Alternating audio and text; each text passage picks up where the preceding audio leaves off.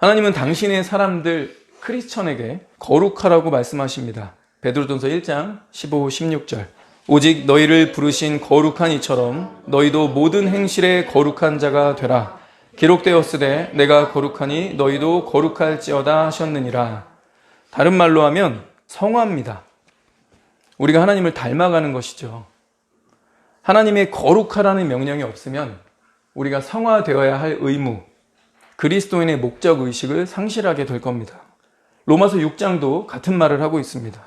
전에 너희가 너희 지체를 부정과 불법에 내주어 불법에 이른 것 같이 이제는 구원받았다면 하나님의 백성이라면 너희 지체를 너희 몸을 의에게 종으로 내주어 거룩함에 이르라. 사도 바울은 데살로니가 교회도 똑같은 말을 했어요. 데살로니가전서 4장 3절. 하나님의 뜻은 이것이니 너희의 거룩함이라. 하나님이 우리를 부르심은 부정하게 하심이 아니요 거룩하게 하심이니 그러므로 저버리는 자는 사람을 저버림이 아니요 너희에게 그의 성령을 주신 하나님을 저버림이니라. 사도 베드로는 이렇게 결론을 냅니다. 너희가 부르심을 받았으니 그리스도도 너희를 위하여 너희에게 본을 끼쳐 그 자취를 따라오게 하려 하셨느니라. 우리가 부르심을 받았어요. 구원으로의 부르심, 하나님의 백성, 그분의 자녀로의 부르심을 받았습니다. 근데 그 목적이 있다는 거예요. 너희를 왜 구원하셨냐면, 너희를 왜 부르셨냐면, 왜 죄와 어둠 가운데서 불러내서 사망 가운데서 불러내서 생명을 주시고 구원하셨냐면 너희에게 모범을 끼쳐서 본을 끼쳤고 예수 그리스도가 그 자취를 따라오게 하려고. 그러니까 우리는 그냥 천국 가려고 구원받은 게 아니에요. 우린 그냥 하나님이 특별히 괜히 내가 이뻐가지고 야 그냥 너는 구원 받아라 이렇게 하신 게 아닙니다. 목적이 있으신 거예요. 우리를 구원하신 목적, 그분이 우리에게 본을 보이신 그대로 우리가 그분의 자취를 따라가는 것. 하나님은 거룩하십니다. 그런데 하나님은 우리로 하여금 거룩하신 하나님을 닮도록 명령하십니다. 그게 하나님의 뜻이래요. 우리가 거룩함에 이르는 것, 예수 그리스도의 본을 따라가는 것입니다. 예수 그리스도를 바라보며 쫓아가는 사람, 그분의 자취를 따라가는 사람, 그분이 걸어가신 좁은 길을 내가 따라가는 것. 이게 크리스천입니다. 예수를 닮아가고 그분이 가신 길을 걸어가야 할 크리스천이 내로남불하면 되겠어요? 남 미래는 잘못됐다고 막 지적하고 그러면 안 된다고 도덕적인 말을 막 쏟아내는 사람이 뒤에서는 자기가 더해. 와, 이거 누가 좋아합니까? 사람도 싫어하죠? 내가 하면 괜찮고 그래도 남들은 안 돼. 이거 사람만 싫어하는 거 아니에요. 하나님도 내로남불 같은 불공평 안 된다고 말씀하셨습니다. 그분은 우리에게 공의로워라, 공평하게 재판하라고 말씀하십니다. 시편 89편 14절. 공의와 정의가 주의 보좌의 기초라. 인자함과 진실함이 주 앞에 있나이다. 하나님은 공의와 정의가 주의 보좌의 기초라고 했어요. 공의롭다는 것은 공평하고 의롭다는 말입니다. 상 받을 자에겐 상을 주고 죄를 범한 자에게는 처벌하는 것. 이게 공의죠. 기울어진 운동장. 이 말씀에 따르면 이거 하나님께 맞습니까? 맞지 않아요. 내로남불. 우리 싫어하죠? 하나님도 안 된다고 하시는 거예요. 내로남불 하나님께 맞지 않다고. 공의가 깨지는 거니까. 누구는 잘해주고 똑같은데 누구는 무시하고. 안 된다는 거예요. 기울어지는 운동장 안 된다는 거예요. 총선 끝나고 윤석열, 한동훈이 뭘 잘못했는지 아직도 모르는 분이라는 제목의 기사가 올라왔습니다. 내용이 이래요. 한동훈 여당 비대위원장은 총선의 모든 책임을 지고 비대위원장직을 사퇴했다. 같은 시간 윤 대통령도 입장을 내놓았는데 국민의 뜻을 받들어 국정을 쇄신하고 경제와 민생 안정을 위해 최선을 다하겠다고 하며 참모진 교체와 인적 쇄신에 착수했다. 이번 총선의 참패를 윤석열 대통령의 탓으로 돌리는 분위기인데 뭘 그렇게 잘못했는지 분석해보자. 그러면서 이분이 한동훈 위원장이 사퇴했다는 소식에 달린 댓글을 하나 읽고 시작합니다. 댓글이 이렇게 생겼어요. 나는 현 정국과 국민의힘이 왜 이렇게 야박한 성적을 받아야 하는지 납득이 안 된다. 그동안 국민의힘은 선거에서 8연속 승리했다. 그런데 갑자기 급변했다는 게 믿기지 않는다. 도대체 뭘 그리 잘못했나? 뭘 그리 잘못했길래 양문석, 김준혁 같은 자들에게 표를 주나? 난 정말 이런 민심을 받아들이기 힘들다. 국민의힘에는 이렇게 야박하고 민주당에는 한없이 관대한 이 민심이라는 게 도대체 뭐냐? 국민의힘에는 이렇게 야박하고 민주당에는 한없이 관대한 이 민심이라는 거 도대체 뭐냐? 그러면서 예를 듭니다. 똑같이 막말 논란을 일으킨 장해찬은 결론적으로 낙선했다. 그런데 역대급 망언으로 전 국민의 관심을 한몸에 받았던 김준혁은 당선됐다. 장해찬이 20대 시절에 SNS에 끄적였던 몇 개의 글과 교수로서 학생을 가르치던 신분에 있던 사람이 했던 온갖, 한두 마디가 아니라 온갖 해괴망측한 음란 파티 발언들 괜찮아요? 경중을 따지자면 누가 더 잘못한 거죠? 5.18 관련 발언으로 공천 취소를 받은 도태우 후보와 천안함 비하 발언을 쏟아낸 여러 후보들 경중 따지자면 과연 뭐가 더 심각하다 할 수 있습니까? 만약 이번 총선을 진두지휘한 한동훈 위원장이 이재명처럼 온갖 과거 비리 혐의로 재판을 7개나 받고 있다면 형수에 대해서 입에 담지 못할 녹취록이 존재하고 검사 재직 시절에 법인카드로 소고기 초밥, 일제 샴푸를 싸서 쓴 게 밝혀졌다면 한동훈 씨 비대위원장직 끝까지 갈 수 있었을까요? 만약에 한 위원장이 자녀 입시 문제로 비리를 저질렀다. 그리고 아내는 감옥에서 실형을 살고 있다. 본인도 2심 재판에서 실형을 선고받았다면 이번 비대위원장을 맡을 수나 있었을까요? 추천이나 나왔을까요? 이런 사람 비대위원장으로 추대하자 말이나 나왔을까요? 이상하죠. 이재명 관련된 재판을 시작하면서 5명이 죽었습니다. 대장돈 사업 관련 유한기, 김문기 씨 자살, 변호사비 대납 이모 씨 자살, 법인카드 유용 배모 씨 지인 자살, 남북 경협 경기지사 비서실장이었던 전영수 씨 자살. 이재명 재판 시작하면서 그와 관련된 사람 5명이 죽었어요. 괜찮은 거예요? 이상하잖아요. 이재명 재판을 시작했는데 거기 참고인으로 아니면 증인으로 나오는 사람들이 자살을 해요. 이재명과 관련된 인물 6명은 구속수사를 받고 있거나 구속됐다가 최근에 막 나왔습니다. 남욱, 김만배, 김성태, 이화영, 유동규, 김용 구속됐어요. 근데 그 결재를 했던 이재명은 떵떵거리면서 돌아다니고 국회의원 배지를 다네. 아니 함께 일했던 사람 6명이 구속이 돼서 수사를 받고 있고 5명이 자살을 했는데 괜찮은 거예요? 윤 대통령이 이번에 민심의 심판을 받았다 뭐 이렇게 계속 기사들이 나오는데 이유를 뭐라고 생각합니까? 뭐 오만했다, 소통이 안 됐다, 고집불통이었다 이런 건 역대 대통령 다 누구나 어느 대통령을 들었단 말이에요. 그렇다면 윤 대통령은 왜 이렇게 참혹한 성적표를 받게 되었나? 결론을 말하자면 문재인처럼 돈을 뿌리지 않았기 때문이다. 즉각적으로 통장에 돈을 안 꽂아줘서 그런 것이다. 이재명이 성남시장, 경기지사 했던 시절에 지역화폐 같은 돈을 안 뿌렸기 때문이다. 이미 국민 수준이 이렇게 하향평준화 되었다고 보는 게 맞다. 하향평준화된 국민들은 지금 당장 내 눈앞에 보이는 무언가를 요구하는 경향이 세다. 나라가 어떻게 되든 지금 당장 내가 이득이 되는 것을 원하는 경향이 굉장히 뚜렷하다. 국가 발전을 위해서, 국가 100년 대계를 위해서 의료개혁, 노동개혁, 연금개혁 이런 건 지금 당장 나 사는 거랑 상관이 없고 당장 내 통장에 25만 원, 30만 원 이재명 씨가 돈 주겠다고 그랬죠? 25만 원씩 4인 가족이면 100만 원씩 주겠다고 그랬어요. 그 돈은 어디서 나올까요? 이재명이 자기 지갑 털어서 준다고 하면 나부터 손 들고 받겠어요. 그거 어디서 나오는 건데요? 한국은행에서 돈 찍어가지고 그냥 나눠주겠다는 거잖아요. 여러분 자식은 뭐 눈에 넣어도 아프지 않다? 자식을 위해서 내 인생을 다 바친다? 부모들이 그런 말 하죠.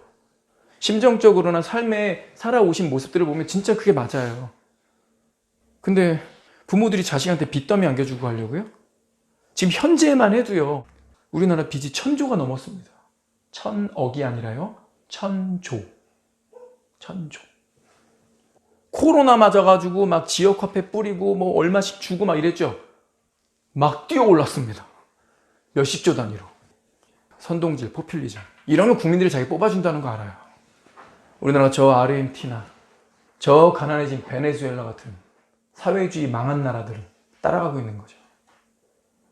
하나님의 은혜를 주시고 잘 살게 하시니까 분별력 상실하고 거기에 교회가 동참하고 돈 주면 좋대 무조건. 망국으로 가고 있는 겁니다. 김건희 여사가 김정숙 여사처럼 삼성, SK 같은 CEO급을 청와대로 불렀다면, 그래서 오찬을 했다면 이거 탄핵감이죠. 또 대통령 전용기를 혼자 타고 인도 타지말 같은 곳을 김건희 여사가 혼자 여행했다면 촛불 집회감입니다. 도대체 그 많은 돈의 출처는 어딘지, 값비싼 명품 옷, 비싼 옷, 액세서리 이런 거 공개할 때마다 김건희 여사가 착용하고 나왔다면 국정조사감이죠. 이건 특검감입니다. 해외 순방에서 김건희 여사가 윤 대통령 앞서 걸었다면 어떤 일이 발생했을지 상상해 보십시오. 윤 대통령이 검사 재임 시절에 법인카드로 소고기, 초밥, 일제 샴푸를 사서 먹고 썼다면 이건 징역감 아닙니까? 다시 묻습니다. 조국이 하면 되고 한동훈이 하면 안 됩니까? 이재명은 그래도 되고 한동훈은 절대 안 되나요? 양문석, 김준혁은 그래도 되는데 국민의힘은 안 되나? 왜 이렇게 민주당한테는 한없이 관대하고 국힘당에는 모질게 할까요? 공평하지 않죠? 이번 총선에 대해서 차별금지법, 성평등법 등 할 얘기가 무지 많지만 다음에 하도록 하고요. 제가 오늘 왜 이렇게 공평하지 못한 것에 대해서 따져 물었냐면 이게 죄가 관영할 때의 특징이기 때문입니다. 사람들이 분별력을 잃어버리는 것과 죄가 많아지는 것, 죄가 관영하는 것은 세트로 함께 갑니다. 로마서 1장을 보면 죄의 구체적 목록들이 열거됩니다. 모든 불의, 추악, 탐욕, 악의, 시기, 살인, 분쟁, 사기 등등등 쭉 나가요. 그런데 이 죄의 목록 맨 끝에 이렇게 마무리됩니다. 그들이 이 같은 일을 행하는 자는 사형에 해당한다고 하나님께서 정하심을 알고도 자기들만 행할 뿐 아니라 또한 그런 일을 행하는 자들을 옳다 하느니라. 알고도 행하는 것, 고의로 그런다는 거예요. 또 자기만 그러는 게 아니라 그런 일 하는 자들이 옳다 두둔한다는 겁니다. 말세의 특징, 죄가 관영하는 토양이 뭐래요? 알고 하는 거예요. 고의로 그러는 거예요. 그런 자들을 두둔하는 거예요. 이런 분위기 되면 죄가 많아지겠죠? 노아 시절 홍수 심판 있기 직전에 하나님은 그 세태를 이렇게 말씀하셨습니다. 여호와께서 사람의 죄악이 세상에 관영함과, 가득함이란 뜻이죠. 사람의 죄가 세상에 관영함과 그의 마음으로 생각하는 모든 계획이 항상 악할 뿐임을 보시고, 그때 온 땅이 하나님 앞에 부패하여 포악함이 땅에 가득한지라. 죄가 관영했다. 말세가 된다는 건요, 죄가 관영한다는 겁니다. 고의로 죄짓고 그런 일 하는 자들을 서로 두둔하고 죄가 많아지다가 가득해져요. 심판 직전 상태입니다. 죄를 고의로 짓는 사람들, 알면서 짓는 사람들이 생깁니다. 근데 이 사람들은 그걸 정당화, 합리화하기 시작하겠죠? 그런데 사람들이 그런 행동들, 그런 말들을 생각 없이 받아들입니다. 그게 문화가 되고 트렌드가 되고 대세가 되고 사람들이 죄책감, 수치심을 못 느끼게 되는 거예요. 양심이 무뎌져요. 이게 죄가 관영하는 토양이 됩니다. 그런데 여기에 더 나아가서 이런 악을 법제화해. 끝날입니다. 끝날. 예수님은 이 마지막 때가 되면 이런 일이 발생할 거라 말씀하셨어요. 마태복음 24장 12절. 불법이 성함으로 많은 사람의 사랑이 식어지리라. 어떤 분이 이렇게 얘기를 했대요. 그래도 찌째명이 윤석열보다는 낫지 않냐? 그럼 이 사람이 찌째명, 이재명이 아니라 찌째명이라고 부르는 이유를 안다는 거예요. 여러분, 왜 이재명이라 안 부르고 몇몇 사람들이 찌재명 이렇게 부를까요? 아시죠? 이재명 씨가 자신의 형수에게 했던 욕설에 찢어버리겠다, 찢겠다 이런 표현을 너무 많이 쓰잖아요. 근데 그게 성기입니다. 정말 입에 담을 수 없는 말들을 너무 많이 내뱉었어요. 이거 안다는 거예요. 이거 아는데 그래도 찌짜명이 윤석열보단 낫지 않냐? 분별 안 하겠다는 거죠. 악인에게 법을 만들라고 권력을 쥐어줍니다. 죄인이 법을 제정합니다. 그러면 어떻게 하겠어요? 죄인이 죄인 스스로를 변호하고 합리화하려고 할 거 아닙니까? 세상에 어느 죄인이 나는 죄인이요, 나 잡아가시오 하는 법을 만들겠습니까? 그런 죄는 괜찮다. 이런 법 만들 겁니다. 자기를 지키기 위한 방탄법. 조국 변호하는 사람들이 막 교수 이런 사람들이 나와가지고 막 유튜브에다 막 영상도 올리면서 막 변호해요. 뭐라고 하는지 아세요? 나도 교수였는데 뭐 내 애가 나한테 이렇게 문자하거나 연락해가지고 아빠 이런 문제 나올 것 같아 좀 알려줘 하면 나도 알려준다. 근데 그러다 걸리면 그 학생은 F학점 맞으면 되는 거다. 그게 감옥 갈 정도는 아니다. 지금 검찰 독재가 이루어지고 있다. 이렇게 가는 거예요. 이해되시죠? 서로 두둔하는 거예요. 지금 너무 심하지 않아? 아, 검사 출신이 대통령이 돼가지고 자기 반대 세력 다 찍어내나 보다. 이렇게 프레임을 씌우는 거예요. 여러분, 윤석열 대통령이 오만과 독선과 고집불통, 불통 이렇게 프레임 씌웠는데 뭐가 불통입니까? 얘기해 봅시다. 뭐가 불통이에요? 뭐가 고집을 부린 거예요? 뭐가 소통이 안 됐어요? 아니, 죄인이니까 죄인 잡아놓은 거잖아요. 아, 죄를 졌으니까. 여러분, 이재명은요, 혐의가 10개예요. 아, 증거들이 있는데 재판하지 말라는 거야? 대중이 좋아하면 죄인도 죄인이 아닌 거야? 죄인들 잡아놓고 나라 빚이 이렇게 많으니 우리 아껴 써야 합니다. 코로나도 지나갔고 마스크도 벗었는데 왜 한 사람당 25만 원, 30만 원을 왜 꽂아줍니까? 여러분, 저는 경제 잘 몰라요. 제가 경제학 전공 아니니까. 근데 가정 살림이나 교회 살림하는 거나 나라 살림이나 원리는 똑같죠. 일을 안 하는데 펑펑 써. 그거 망하는 거 아닙니까? 일을 안 하는데 돈을 막 써. 막 돈을 막 찍어내가지고 막 여기저기 써. 화폐가치 떨어지겠죠. 인플레이션 오겠죠.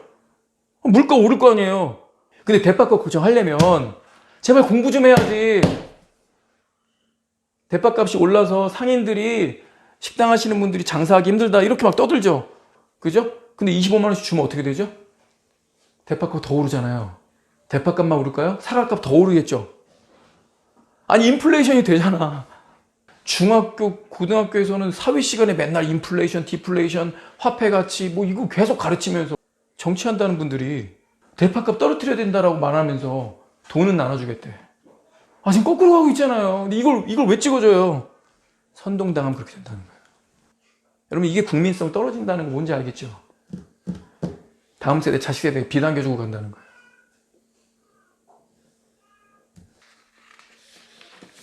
우리 이때 뭐가 필요할까요? 우리가 들고 있는 이 구약 성경의 많은 부분이 선지서입니다.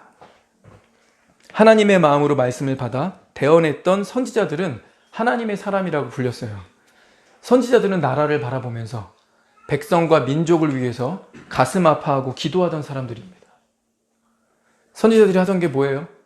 나라가 기울어 갈 때, 나라가 패망의 길로 갈 때 하나님 약속하시면 지키시는 분인데, 하나님 말씀하시면 반드시 이행하시는 분인데, 하나님은 너무나 명백하게 율법을 주셨어요. 낫을 딱 놔줬어요. 그리고 유대인들에게 안식일마다 이 낫을 보라고 하셨어요. 율법을 읽어라, 율법을 들어라, 마음에 새겨라. 유대인들은 매주마다 안식일마다 일하지 않고 율법을 듣고 율법을 배우고 율법을 생각하니까 이렇게 딱 서 있으면 낫을 보면 저건 기억이다, 읽을 수 있고 그렇게 읽어야 합니다. 그런데 유대인들이 낫을 보고요, 기억이라고 읽질 않는 거야. 니은인가? 디귿인가? 글쎄 잘 모르겠네. 아, 잘 안 보이네. 일부러 억지로 눈을 감아. 고의로. 에라, 모르겠다. 관심 없다. 재미없다. 하나님 분명하게 낫을 놓아놓고 보여주셨는데, 말씀하셨는데, 약속을 하시는데 이스라엘 백성들이 관심이 없습니다. 알면서 무시합니다. 율법이 뭐라고 말합니까? 너희는 내 법을 지키라. 그렇지 않으면 망하는데 속히 망하리라. 망하는데 철저히 망하리라. 그래서 말씀을 듣고 회개하라고 선지자들을 보내신 거 아닙니까? 레위기를 봅시다. 신명기를 보세요. 우리 레위기 한번 보겠습니다. 레위기 26장 3절입니다. 너희가 내 규례와 계명을 준행하면 내가 너희에게 철따라 비를 주리니 땅은 그 산물을 내고 밭의 열매는 열매를 맺으리라. 너희의 타작은 포도 딸 때까지 미치며 너희의 포도 따는 것은 파종할 때까지 미치리니 너희가 음식을 배불리 먹고 너희 땅에 안전하게 거주하리라. 내가 그 땅에 평화를 줄 것인즉 너희가 누울 때에 너희를 두렵게 하는 자가 없을 것이며 내가 사나운 짐승을 그 땅에서 제할 것이요 칼이 너희의 땅에 두루 행하지 아니할 것이며 너희의 원수들을 쫓으리니 그들이 너희 앞에서 칼에 엎드러질 것이라. 또 너희 다섯이 백을 쫓고 너희 백이 만을 쫓으리니 너희 대적들이 너희 앞에서 칼에 엎드러질 것이며 내가 너희를 돌보아 너희를 번성하게 하고 너희를 창대하게 할 것이며 내가 너희와 함께한 내 언약을 이행하리라. 너희는 오래 두었던 묵은 곡식을 먹다가 새 곡식으로 말미암아 묵은 곡식을 치우게 될 것이며. 아니 너무 양식이 많아. 그래서 막 먹다가 새로운 뭐야 왜 이렇게 풍년이야. 햅쌀 먹자. 야 묵은 쌀 이거 버릴까? 버리긴 좀 아깝고 이웃 국가들한테 우리 그냥 나눠줄까? 계속 밀어내기가 되는 거야. 너무 풍년이 와서. 여러분 이와 같은 하나님의 약속은 좋죠. 적들이 우리 앞에서 패해서 도망가고 내가 안전하게 살아. 하나님이 심지어 야생동물까지 제거하시겠대요. 이 얼마나 자상하고 구체적이고 우리의 삶에 현실적으로 다가오는 하나님의 약속입니까? 좋아요. 근데 이 뒤에 있는 거는 듣기 싫어. 이 뒤에 하신 말은 화가 나. 읽기 싫어. 막 깨림칙하거든요. 너희가 내 말을 듣고 순종하면 나오는 그 약속, 축복의 약속들보다요. 순종하지 않고 불순종했을 때 이들이 받게 될 저주의 약속은요. 2배, 3배로 많습니다. 그리고 너무 리얼해요. 하나님 이렇게 리얼하세요. 레위기는요. 이 모든 재앙을 7배나 더하여 징벌하리라. 7배나 더하여 징벌하리라. 근데 이 말을 4번이나 반복하세요. 26장 18절 가볼까요?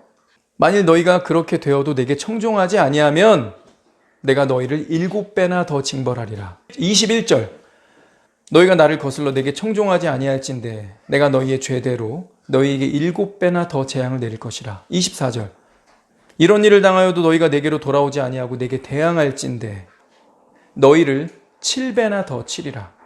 28절 내가 진노로 너희에게 대항하되 너희의 죄대로 말미암아 7배나 더 징벌하리니. 아니 7배로 징벌하시겠다는 말씀 자체는 한 번만 들어도 소름이 끼치는데 4번이나 하시네. 여기 26장에 구체적인 목록들 나오긴 하는데 신명기로 가봅시다. 신명기 28장. 아니 하나님이 도대체 어떤 식으로 징벌하시려고 하는 걸까? 몇 개 맛만 좀 볼까요? 첫째, 연병과 폐병과 열병과 염증과 한재와 풍재와 썩는 재앙으로 치실 것이다.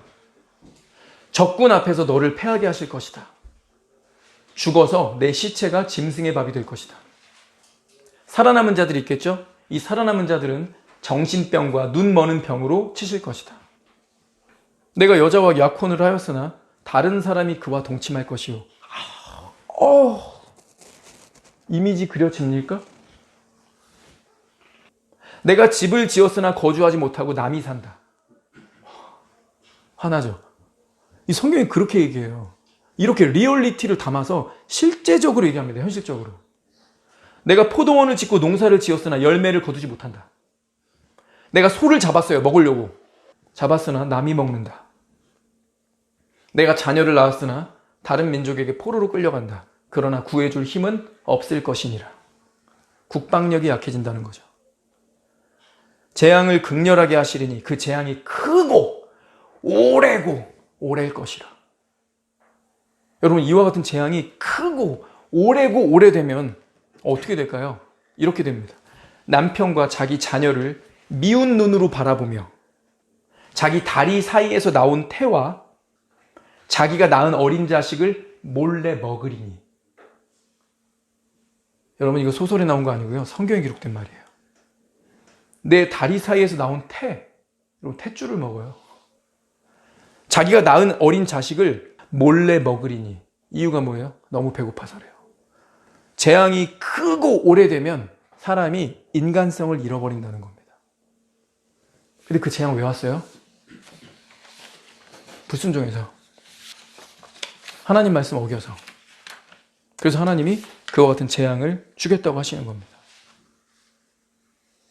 신명기 이렇게 정리합니다. 이러므로 내 눈에 보이는 일로 말미암아 내가 미치리라. 여러분 말씀 무섭죠? 감사하면서 기대가 되기도 하지만 거꾸로 갈 때, 말씀이 불순종할 때는 두려워해야 돼요. 이러므로 내 눈에 보이는 일로 말미암아 내가 뭔가를 보고 있어. 지금 이 나라에, 이 민족에, 이 백성들 가운데 일어나는 일들을 눈으로 딱 보면서 이 일로 말미암아 보다가 네가 미쳐버릴 거다. 어떻게 사람이 이럴 수가 있지? 자기가 낳은 자식을 끓여 먹네. 자기가 아기 낳아놓고서 그 탯줄을 끓여 먹고 있네. 아니 인류 역사에서 이런 일이 있을 수가 있는 거야? 그래서 하나님이 이런 일 맞지 말라고 부지런히 선지자 보내신 겁니다. 회개하라, 무릎을 꿇어라, 가슴을 찢고 주님 앞에 울며 나아오라. 내가 용서하고 구원하리라. 이것이 선지자들의 외침입니다. 선지자들은요, 말만 늘어놓는 앵무새가 아니었어요. 이스라엘 백성들이 타락한 것, 그들의 무지함, 그들의 고집스러움 보면서 가슴 아파하면서 외쳤습니다. 이 땅에 임할 재앙과 저주를 아니까. 그들이 받게 될 심판으로 인해서 두렵고 떨며 외친 겁니다. 자기의 민족, 자신의 나라를 위해 가슴 아파하는 사람들, 누굽니까? 하나님의 마음을 대변하는 선지자들입니다. 오늘날 저와 여러분에게 필요한 마음이 이 마음이에요. 구원 받으셨습니까? 하나님 백성 맞아요? 크리스찬입니까? 하나님 마음을 품었어요? 하나님의 마음을 품는다는 것, 선지자들의 마음이죠.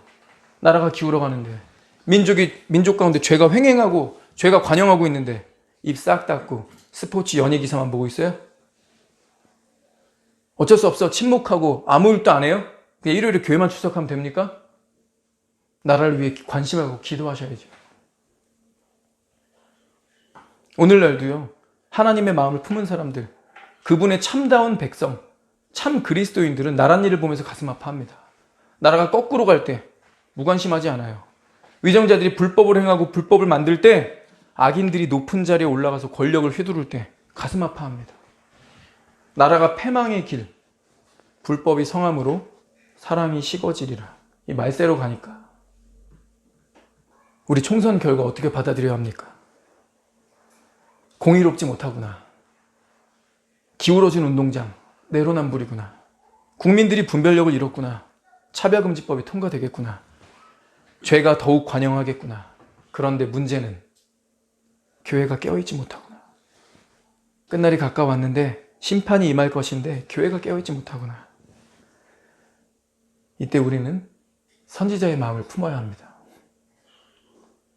주변에 더욱 열심히 우리에게 맡겨진, 이미 기존에 맡겨져 있던 우리에게 사명이 있죠. 주변에 열심히 복음 전해야 합니다. 진리를 증거해야 합니다. 말세구나. 주님 오실 때가 가까웠구나. 우리의 사명을 다시 한번 확인하고 힘써 복음을 전하는 저와 여러분들에게 축원합니다. 하나님의 사람들, 선지자들은요, 나라의 형국이 죄가 많아지는 쪽으로 갈 때 자기 민족이, 같은 동포들이 범죄로 타락할 때 가만히 있지 않았습니다. 먼저 가슴 아파했습니다. 둘째로 하나님의 말씀을 받았습니다. 셋째로 그 말씀을 전했습니다. 나라가 이렇게 되고 교회가 분별력을 잃어가고 깨어있지 못하는데 저와 여러분의 심정은 어떠합니까? 남의 일입니까? 작년 21대에도, 지난 21대 총선에서도 민주당이 180석 가지고 정의당이랑 손잡고 계속 차별금지법 통과시키려고 운운했는데 겨우겨우 막아냈습니다. 이번엔 192석이에요. 이거 어떻게 막아낼 거예요? 차별금지법, 성평등법, 온갖 타락한 악법들이 제정되겠죠. 하나님의 마음을 품은 사람들, 하나님의 사람들, 크리스천들은 나라가 잘못 가는 걸 보면서 가슴 아파했고, 하나님의 말씀을 듣고자 말씀을 더욱 찾았고, 그리고 그 말씀을 전했는데, 알고도 죄를 짓고 그러한 자들을 두둔하는 것.